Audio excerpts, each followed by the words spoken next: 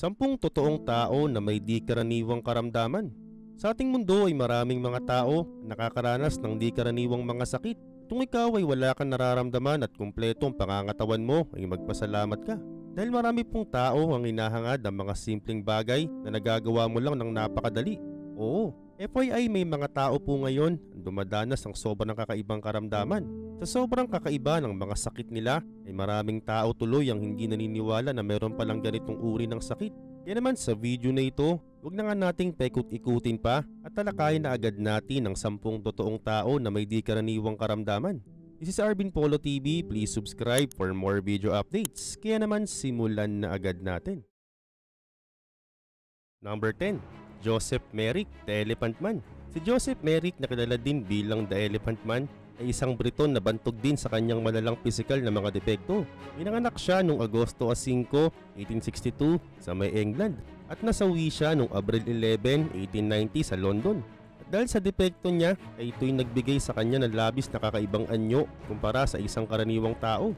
At ang kanyang kalagayan ay naging sanhi ng pagtataka ng mga medical professional sa loob ng maraming taon.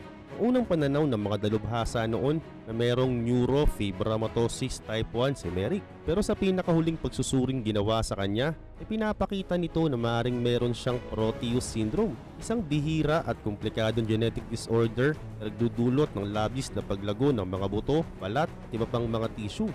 Sa kabilang banda, ang buhay ni Joseph Merrick ay naging paksa ng iba't ibang bagay gaya ng mga pelikula at pagsasadula. Siya rin ay naging kilala sa buong mundo dahil sa kanyang kalagayan. Dahil sa kanyang kakaibang karamdaman, siya ay nakaranas ng diskriminasyon at iba't ibang uri ng panglalait. Matapos ang kanyang kamatayan, inaral ang kanyang mga labi. Dito nga ang kanyang mga kalansay ay nagbigay ng mas malalim pang pangunawa sa mga sayantipiko. At napatunayan nga ng mga sayantipiko na Proteus syndrome nga ang karamdaman ni Merrick. Number 9. Nick Vujicic. Si Nick Vujicic ay isang kilalang motivational speaker, author mula sa May, Australia. Pinanganak siya noong Disyembre 4, 1982 sa Melbourne, Victoria, Australia. At pinanganak siyang may kakaibang karamdaman na tinatawag na pocomelia. Ito ay isang kondisyon kung saan ang mga kamay at paa niya ay hindi lubusang nabuo. At minsan ay wala itong mga daliri o mga paa. Mula sa kanyang murang edad, si Nick ay naging inspirasyon sa marami dahil sa kanyang tapang, positibong pananaw at kakayahan na makapagbigay inspirasyon sa iba. At sa kabila ng mga physical na limitasyon niya, nagawa niyang maging aktibo at makapagtapos ng pag-aaral. At naging speaker siya para magbahagi ng kanyang kwento at mensahe ng pag-asa sa buong mundo.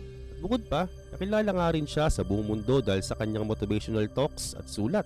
At ang isa sa kanyang mga kilalang sulat ay ang Life Without Limits, Inspiration for Ridiculously Good Life, kung saan pinapakita niya ang kanyang mga karanasan at nagbibigay payo kung paano harapin ang hamon ng buhay. Siya rin ay nagsasagawa ng mga speaking engagement at naglalakbay sa iba't ibang bansa para magbigay inspirasyon sa mga tao na harapin ang kanilang mga takot, nag-aalinlangan at mga pagsubok.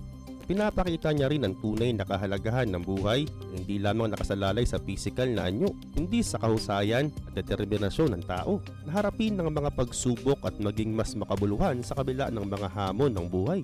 Number 8. Helen Keller. Si Helen Keller ipinanganak noong Hunyo 27, 1880 at pumanaw noong Hunyo 1, 1968. Siya ay isang kilalang American na may kapansanan na nagbukas daan para sa mga individual na may kapansanan sa buong mundo. Siya ay kilala bilang isang makata, author at aktivista sa karapatan ng mga may kapansanan. Si Helen Keller ay pinanganak na mayroong dalang kapansanan. Sa kanyang edad na 8 buwan, nawala ang kanyang pandinig at paningin dahil sa isang sakit. At ito'y nagdulot ng malalim na pagkabigo sa kanyang komunikasyon at kalagayan. At sa tulong ng kanyang guro na si Anne Sullivan, si Helen ay natutunan ang communication gamit ang Braille.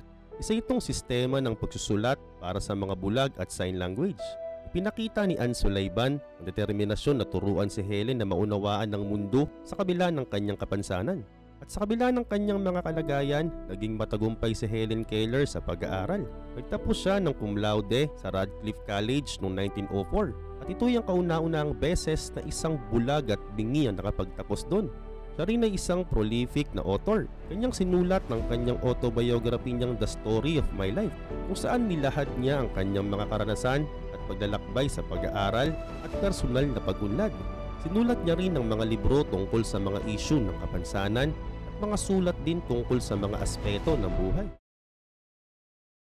Number 7. Temple Grandin. Si Temple Grandin ay isang kilalang Amerikanong animal scientist, author at advocate para sa mga individual na merong autism spectrum disorder. Siya ay pinanganak noong Agosto 29, 1947 sa Boston, Massachusetts, US.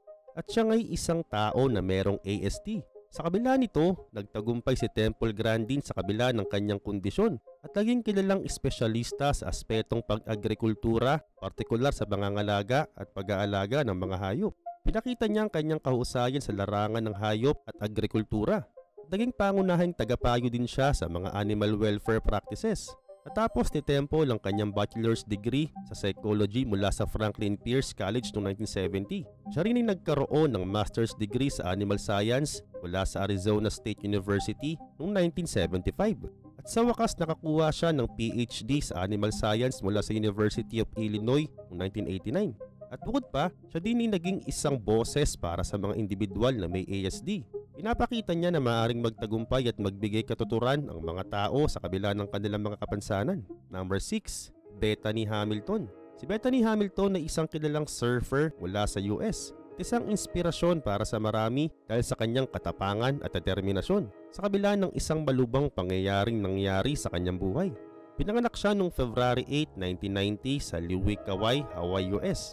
Ang isa sa mga pangunahing kwento sa buhay ni Bethany Hamilton ay yung inatake siya ng isang malaking pating noong October 31, 2003 habang siya ay nagsisurf kasama ang kanyang mga kaibigan sa Tunnels Beach sa Kauai.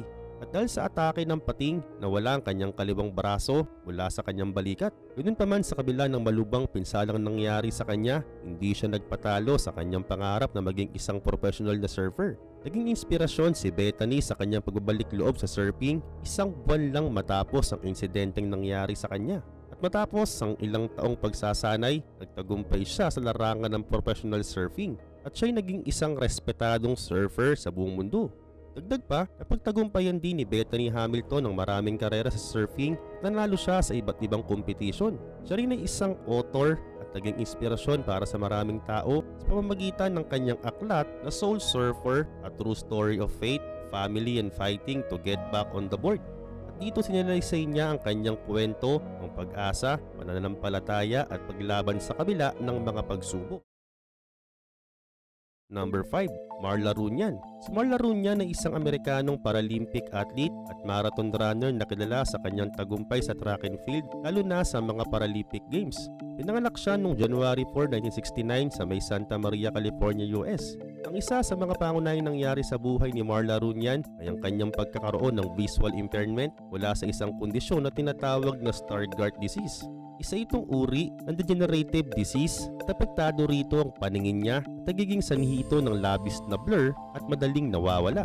Pero sa kabila ng karamdaman niya, siya ay nagtagumpay sa kanyang larangan na track and field at nagkaroon siya ng ilang mga notable na tagumpay sa larangan ng Paralympic sports. Isa na rito ang 2000 Sydney Paralympic at nagwagi siya dito at nag-uwi ng 3 ginto at isang pilak na medalya. At nasundan pa ito ng 2002 Boston Marathon at dito siya kinilala sa buong mundo ng marathon running noong 2002. At siya rin ay nagwagi bilang unang visually impaired female runner na nakatapos ng Boston Marathon.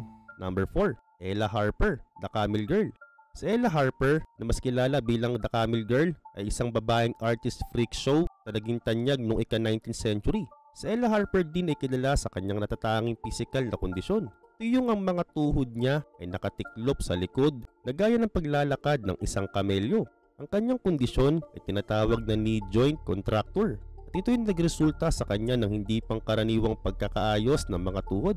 Noong mga 1880s, si Ella Harper ay naging bahagi ng mga sideshow at freak show exhibition sa Estados Unidos, kung saan siya mismo ay pinapakita sa mga tao bilang isang atraksyon. Isa ito sa mga paraan kung paano kumikita ang mga entertainment shows noong mga panahong yun.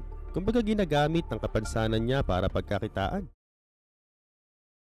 Number 3. Gabby Gingras.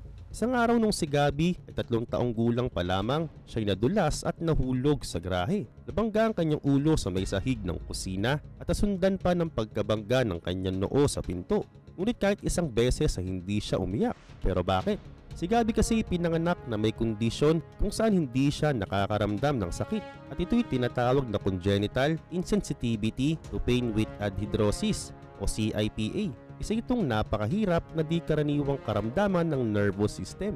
Dagdag pa sa may sakit na ito, ang mga individual na mayroong CIPA na hindi nararamdaman ang mga normal na senyales ng sakit.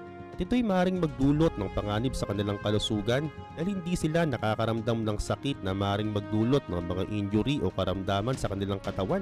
Bilang resulta, ang mga taong mayroong CIPA ay maaaring magkaroon ng mga sugat, mga pasa at iba pang pinsala na hindi nila napapansin. Number 2, Evelyn Miller. Si Evelyn Miller, 31 years old, ina-diagnose na mayroong uterus didelphys noong 2011. At ito'y napansin sa kanya ng isang eksperto habang siya ini-examine sa Women and Children's Hospital sa Australia. Ibig sabihin nito, mayroon siyang 2 matres, 2 set ng ovaryo at 2 puwerta at pare-pareho itong gumagana. 6 years na ito bago niya napansin na mayroon siyang problema. Nalaman niya ito nang hindi niya maipasok ang karaniwang tampon sa kanyang puwerta. Number 1, Sam Burns. Si Sam Burns ay isang kabataang lalaki na kilala sa buong mundo dahil sa kanyang katapangan sa pagharap ng kanyang laban. Ang kanyang laban ay progeria syndrome na mas kilala sa tawag na progeria. Siya ay pinanganak noong October 23, 1996 at namatay noong January 10, 2014. Siya ay naging inspirasyon sa marami dahil sa kanyang positibong pananaw at determinasyon. At kahit naapektado siya sa malubhang kondisyon ng progeria, pinakita niya ang kakayahan niya na maging masaya, makamit ang mga pangarap at magbigay inspirasyon sa iba sa kabila ng pagsubok na kanyang daladala sa kanyang kalagayan. At ang isa sa mga pangunahing tagumpay ni Sam ay ang kanyang pagiging isa sa mga subject ng HBO documentary na tinatawag na Life According to Sam. At dito tinampok ang kanyang buhay, kanyang pamilya at ang kanyang laban sa progeria. Dahil sa kanyang pagiging boses para sa mga may progeria, naging mas malawak ang kamalayan tungkol sa karamdaman na ito.